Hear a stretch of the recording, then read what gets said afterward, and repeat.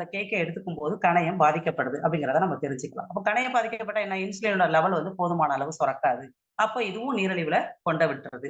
அதுக்கு அடுத்து பார்த்தோம் அப்படின்னா, இந்த மாரி பியூரிஃபை பண்ணக்கூடிய அதாவது சுத்திகரிக்கப்பட்ட மைதாவுல 75% விட்டமினும், தாது உப்புக்களும் நீக்கப்படுது. இது ரொம்ப அதிர்ச்சியானது. இப்ப விட்டமின், தாது உப்புக்களுக்கும் நம்ம ரொம்ப அவசியம். அப்ப கிட்டத்தட்ட மைதாவுல 76% நீக்கப்படுது. அதுக்கு அடுத்து அதிர்ச்சி தரக்கூடிய அடுத்த தகவல் என்னன்னா, 91% நார்ச்சத்தும், புரோட்டீனும் நீக்கப்படுது. அப்ப நமக்கு ரொம்ப அவசியமானது எது? ஒரு உடம்பு நம்ம கட்டமைப்பு இருக்கணும்னாலே புரோட்டீன் வேணும்.